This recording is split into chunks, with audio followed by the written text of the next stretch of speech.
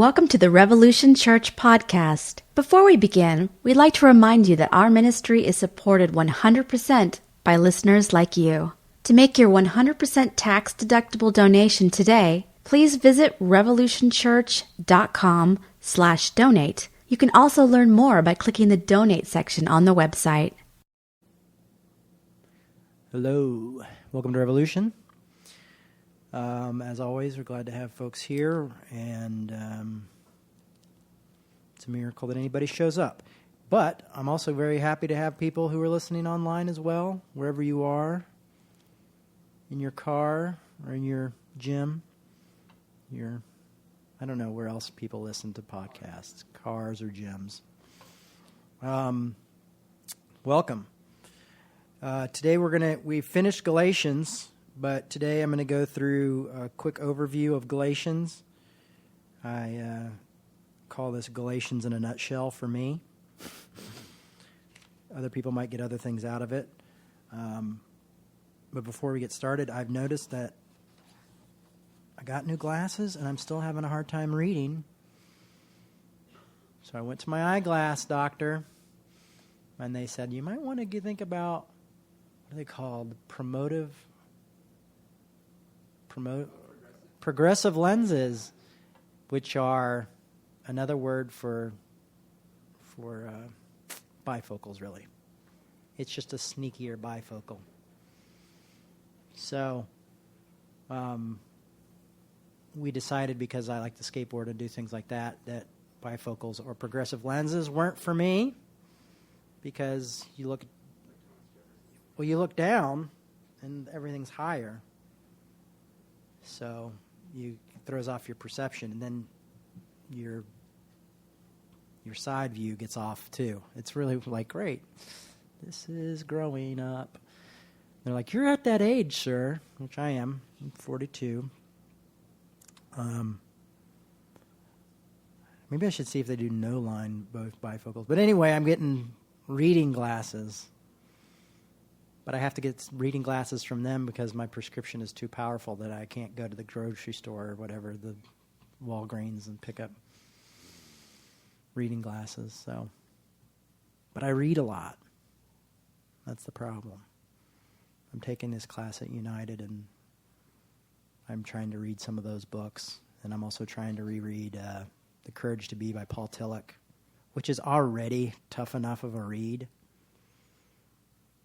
You know, like, I'm surprised people read that book. That was a popular book ever, because it's just like words put together. So that's hard enough to read without losing your focus, literally, your eye focus. One of the commentaries I used during the study was William Barclay, and I just want to read what he has to say about Galatians before we get into this, kind of going through this idea of what Galatians is and what it means. Someone has likened the letter of Galatians to a sword flashing in great swordsman's hands. Both Paul and his gospel were under attack. If that attack had succeeded, Christianity might have become just another Jewish sect. It might have become a thing dependent upon circumcision and on keeping the law, instead of being a thing of grace. It is strange to think that if Paul's opponents had their own way, the gospel might have been kept for the Jews, and we might never have had the chance to know the love of Christ. So, that's from William Barclay in his study. And he's pretty good. If you like reading commentaries, this one is really good. It's called the Daily Study Bible Series. And I think he's done everything. So this one's on Galatians and Ephesians. I thought about doing Ephesians next, but then I was like, I struggle with Ephesians a little bit. So maybe Mark. Maybe we'll do the book of Mark. 'Cause isn't that the first gospel? Did we decide that in class, that Mark was the first gospel? If you ask the doctors, Subramanian, then no. No, what was his one?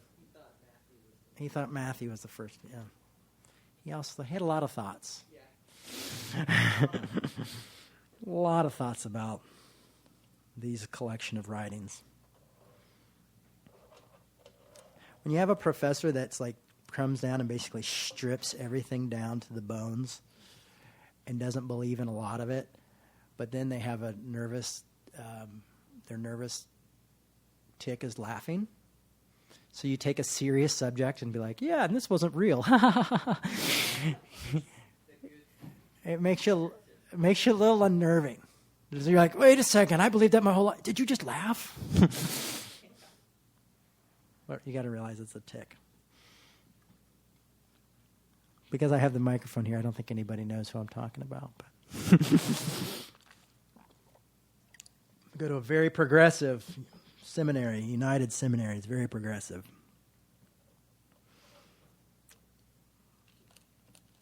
I come off as a conservative there. They're like, you still believe that Jesus was the Son of God? You got to be kidding me. You believe Jesus was a man? That's always a good one. But people are people. So the letter of Galatians, in a nutshell, basically is I just like to go over Galatians in each chapter and kind of pinpoint what stuck out to me, and just the important parts of Galatians. I love Galatians, and these are the things that I find that are important. Other people might find other things important about it, and that's okay too. But this is what I like. So if you're looking for cliff notes on Galatians, or the study of Galatians we just did, you just have to listen to this one, and you can skip the rest of the sermons. So if this is your first one listening about Galatians, don't worry about going back.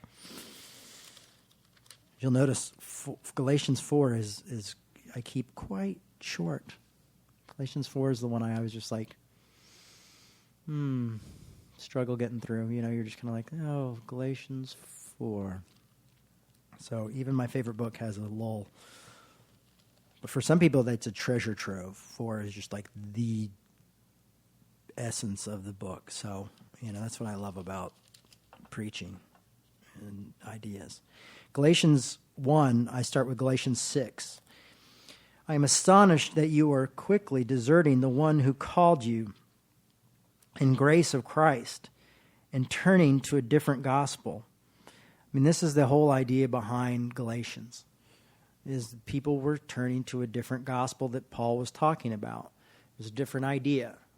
And they were saying circumcision, going back to certain holidays, doing these certain things. This is what's important. And this is what Paul was extremely upset about, astonished by. At one point he calls them foolish Galatians. In certain translations it says, who's bewitched you? Paul even goes on to say, if angels came down and preach a different gospel than than what I'm preaching, don't listen to them. Contrary to what they proclaim to you, let that one be accused. The whole concept behind Galatians is reaching Gentiles, letting Gentiles know that they don't have to become Jews. They don't have to have Judaism in their life in order to be Christians. It is the all-inclusive gospel. Or I call it a gospel. Did I just call it a gospel? Can I call it a gospel? It's in the gospel, all right, brothers and sisters. It's good news. There you go. And it's earlier than the Gospels. So it's earlier than any of the Gospels. And we look at this, and you'll see Paul's obsession with the post-Easter Jesus in here as well. Galatians 10 says, and now am I seeking human approval or God's approval? Or am I trying to please people? If I were still trying to please people, I would not be a servant of Christ. This was the very thing that Paul was being accused of, was that he was trying to please people, that he was trying to make Gentiles happy. And of course, by saying you don't have to be circumcised would probably make a lot of people happy. but saying you don't have to do certain holidays and certain things like that. They were saying, Paul is just a tickler of your ears. And that's what I think a lot of people who preach a progressive gospel or, a more liberal gospel, get accused of, tickling ears. But the idea is why would I go into something where I just want to win people and influence people by preaching the gospel of Jesus? Why would Jesus be what I want to talk about if I'm trying to tickle ears? I mean, I guess there are people who do that and use the gospel that way. Telling you can get rich if you serve Jesus. Maybe that's tickling ears, but it's also telling people to give all their money and requiring sacrifice. So I don't know. But that's what Paul was being accused of, was tickling ears, because he was making the gospel too easy. It was good news. And it seemed to be too true to be good. That's what I've always liked about the good news, is that it is, holy shit, it's actually good news. That's something I've always liked about it. There are places in the Bible, in the good book, that don't seem like good news, and you have to wrestle with. Galatians, for me, is not one of those books. And I really like it because it's a Paul book.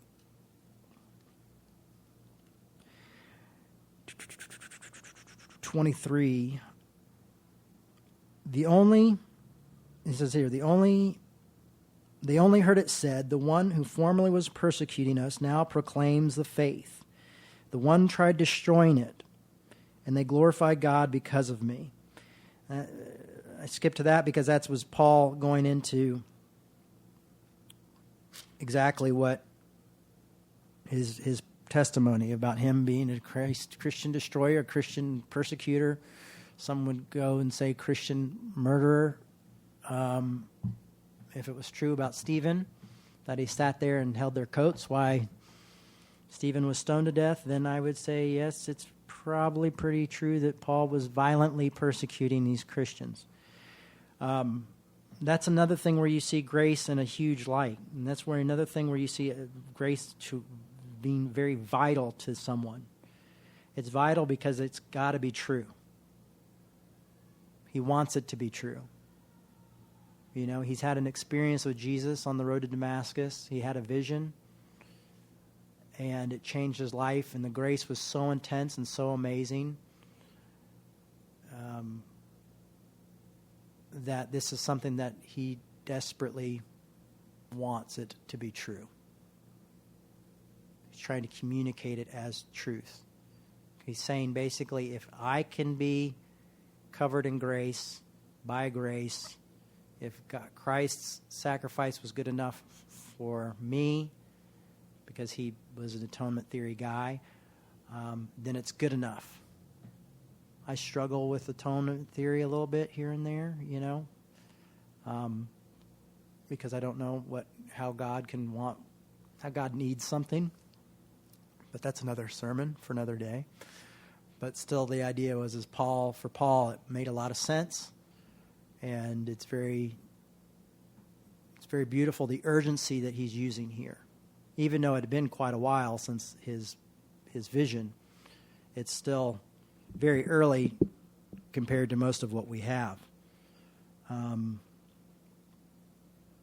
I've heard some even argue that Galatians could be the earliest writing we have. I've also heard it argued that it's not, so everybody has an opinion. In Galatians 2:6, I'm using a different Bible than I originally did, so you have to forgive me with my eyeballs. And from those who were supposed to be acknowledged leaders, what they actually were makes no difference to me. God shows no partiality. Those leaders contributed nothing to me. Now, one of the reasons I like to use 6 here is because I think if you look at it in a particular light, it is a very inclusive verse. How is it inclusive that he's saying basically leaders were made no difference to me? But he's saying God shows no partiality. And that's a pretty inclusive way of thinking. You know, he's saying we're all one in Christ. There's no partiality. God has no favorites. You know, this is a very inclusive way of looking at things. And so when people often think of the writers of the Bible as somehow very special, or that, you know, they had something that other normal people didn't have, and I think that that would be something that Paul would disagree with. And I also think this allows us to wrestle and struggle with the Bible, saying God had no favorites, that, you know, when the Bible doesn't agree, it doesn't agree. It doesn't always line up. But it's okay. You know, these are people who are struggling with their faith, trying to figure out what this was, what was happening, and they argue with each other. And you know what? We're meant to argue with them. It's okay. You know, I grew up when it was like it all had to be true. So there could be no inconsistencies. You know, no, what's the word I'm looking for? No contradiction. There was zero contradiction in the Bible. And for a long time, I preached that way. And man, they would talk about doing some you know, acrobatics.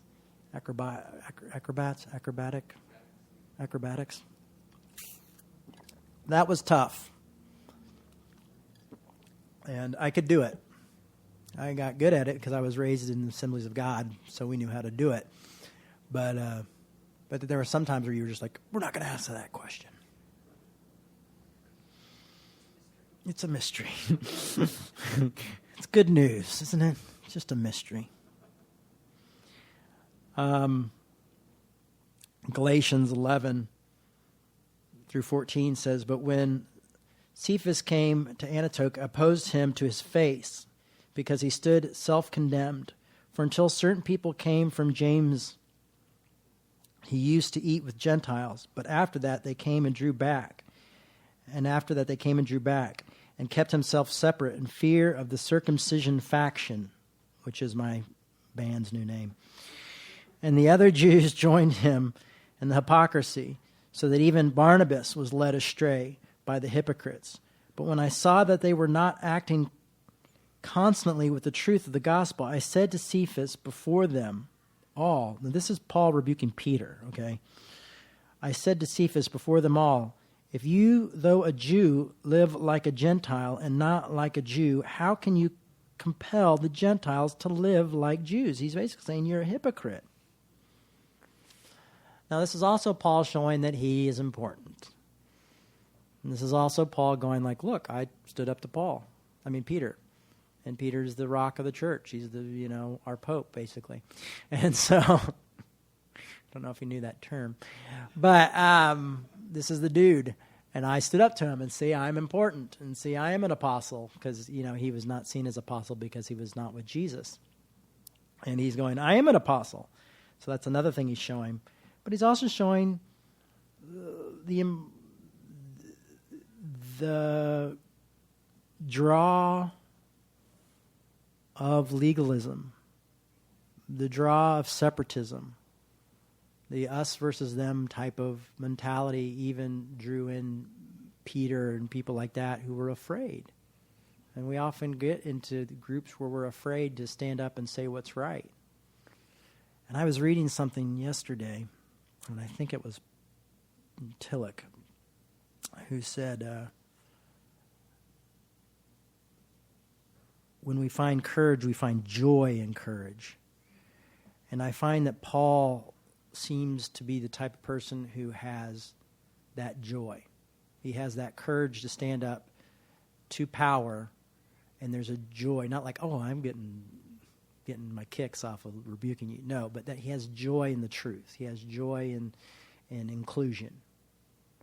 And that's part of his courage to be. That's the one thing I understood out of that book so far. If I have to hear about the Stoics one more time, I'm going to lose my mind. how I should have gone to Bible college and not just jumped into going to take classes at seminary.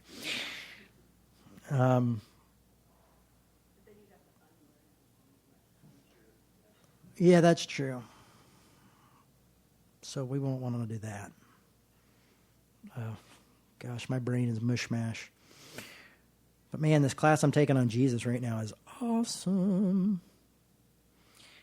It is awesomely challenging.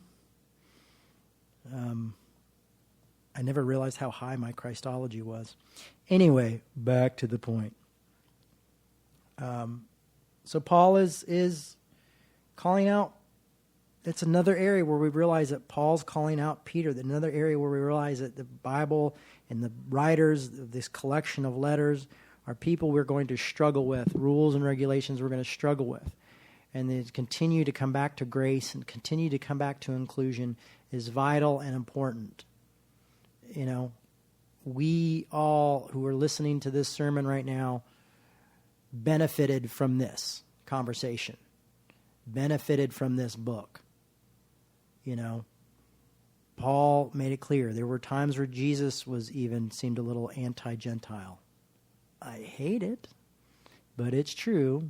You know, even dogs get crumbs from the table. Anybody remember someone saying that to Jesus? You know, that was a Gentile thing. So this is vital stuff here. 16.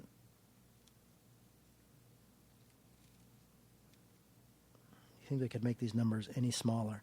16, he goes, you know that a person is justified not by the works of the law, but through faith in Jesus Christ. And we have come to believe in Christ Jesus so that we might be justified by faith in Christ and not by doing the works of the law, because no one will be justified by the works of the law. And one of the reasons I harp on the works of the law so much is not because I'm against that practices of Judaism or that law, but because I'm against practices that have been built up and turned into the law in the church today. You know, the idea is that you have to do this, or you have to be this person, or you have to avoid this group, or you have to give this up, or you have to do that in order to be a real Christian, or you have to sacrifice this, or you have to whatever. There's just so many laws and rules and regulations that we've invented. I mean, hence the millions of denominations that we have. I don't know if there's, I'd say there's a million at least in my guesstimate. But different denominations of denominations is because we can't decide on laws and rules and regulations. And this is saying, you know, it's not by doing these things. These aren't the things. We were misguided when we get caught into the things of the stuff and the rules and the who's in and who's out. We miss the point. And that's so much of what this book is telling us, is beware of missing the point. Beware of missing out. Beware of becoming prisoners to tradition, old or new. Can I get a witness? I just listened to Martin Luther King's The Drum Major Instinct on the way here, and it's great to listen to the crowds. They're like, yes, yes. You know, he was a dynamic human being. And it's weird because I wasn't like, I'm going to plan on listening to this. I just had my iPod on shuffle when that sermon came up, and it was pretty good stuff. I wish A Letter to Birmingham Jail had been recorded, because that's my favorite. I honestly think that should have been canonized. I think that should have been put in the Bible, and then sealed the canon after that. Letter to a Birmingham Jail. That's it. We took out James and we put it. No, I'm just kidding. We took out the pastoral epistles and put in the letter to Birmingham Jail. That's if Jay had his decision. But it's not up to me, I guess. I guess I could publish my own copy of the Bible and just do that. the New Testament. Because there's already a New Testament. I need to do the three new.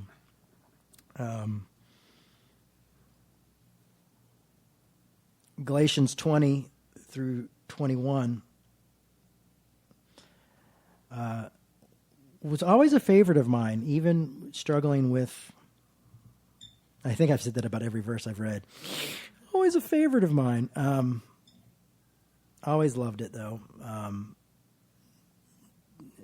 No matter what my theory, atonement theory, where that laid or where it's been, still this is one of my favorites. 20, and it's no longer I who live, but it is Christ who lives in me. And the life I now live in the flesh, I live by faith in the Son of God, who loved me and gave himself for me. And it's 21 is really where it's at.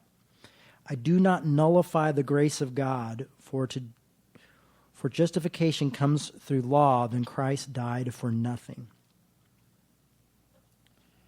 And I think you can see that in many different ways, but it's very important. I do not nullify the grace of God, for if justification comes through the law, then Christ died for nothing. You could even say then Christ lived for nothing. You know, because Christ came and showed us a new way of living, a new mode of operation, a new way. And, you know, change the law. You know, Jesus said a lot, you've heard it said, but I say, you know, so things got switched around. I mean, no wonder he really upset people. You know, I mean, who is this guy to say this and change the law to his own will and way? And he also talked about he came to fulfill the law, which I think is very important too. But I do not nullify the grace of God, for if justification comes through the law, then Christ died for nothing. In the New Living, it says, I'm not one of those who would treat the grace of God as meaningless, for then Christ died in vain, or to treat as Christ died in vain. And I like that idea that the idea of Christ dying in vain seems really strong, or Christ dying for nothing.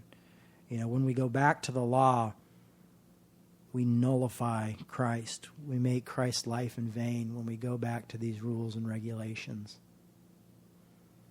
You know, we forget that Christ said to live in freedom. Now, not freedom to satisfy your sinful nature, but freedom to love one another as yourself, and love God as your heart and your neighbor as yourself. I think it's something important to remember, that when we go back to the law, and really the thing that why I'm probably in ministry today is because I had a friend of mine tell me 20 odd years ago, oh my gosh, I can't believe it's been that long. He goes, Jay, you're trying to earn your salvation. You're basically making Christ's death in vain. Said this very thing to me. I had never read Galatians before. You know, I was probably in my 20s, late teens, early 20s. And I don't think I'd read Galatians yet. And he was the one who got me to read Galatians, because I thought he was just justifying his own sin. And I was like, whatever helps you sleep at night. That's what I told him. Oh my gosh. We might have to turn this into a two-parter, you guys, due to time. If that's okay. Galatians in a nutshell, part 1 and part 2. But he said to me, he's like, you know, because I was trying to do all these things. And to me, it was silly things. I mean, it was like smoking and drinking. But drinking wasn't a silly thing for me because it was literally killing me, and I was putting other people's lives in danger. But I thought these things separated me from God, and that there was no way for me to be a Christian if I did these things. And I had already started Revolution with friends. So I was already doing full-time ministry, you know, barely knowing the Bible, just Assemblies of God. So it was like, I'm just called, man. It doesn't matter. Just get me in there, you know. I'm ready. And but I constantly lived under fear and guilt. You want to talk about fear and trembling? I had it. And it took somebody telling me, you're trying to earn your salvation. You're putting Christ's death in vain because you're living this complete life of fear. And I was miserable. I mean, I had depression then too, but all my depression was about what a piece of crap I was because God must have hated me, because God made a mistake, and I was that mistake.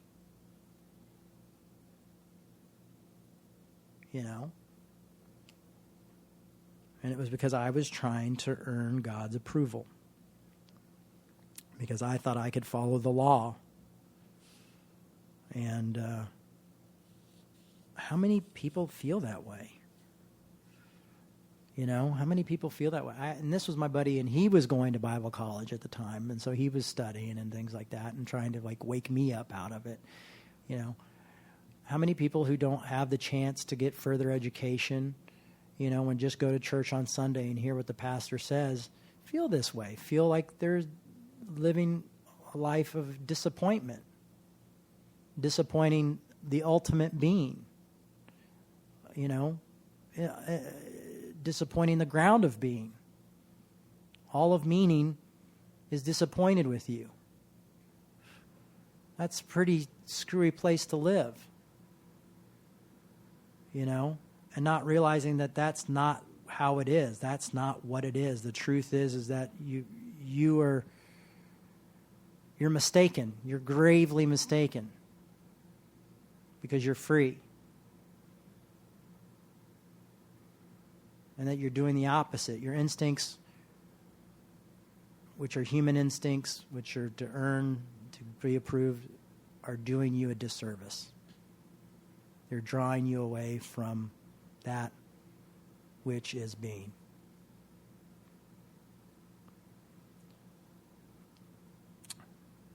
Yeah. So with that, man, I had no idea Galatians was going to go this long. But I guess it's going to. With that, we'll call it a day. As always, for those folks who are online listeners, Revolution definitely can use your support. We're nonprofit, so we survive through donations. So if you'd like to give, if this is your church, and you feel like you get something out of this church, please feel free to give to Revolution. But as I always say, we'd rather have you listening than we would your money. So, tell somebody about that you're listening if you like what you're hearing. Maybe give us a retweet or I don't know what they call it when you Facebook it, but just give us a like and then give us a share. That's it. Share us with others. Or if you've got friends in Minnesota, say, hey, have you ever heard of Bryant Lake Bowl? Sundays at 11. Those are also other ways you can help right now. But yeah, you can go to revolutionchurch.com and you can donate there, or you can go to our Facebook page and there's a donation button there, which I don't know. You just look for the cobwebs and move those aside and then click on that. But yeah, thanks a lot for listening, and always, this is Revolution Church.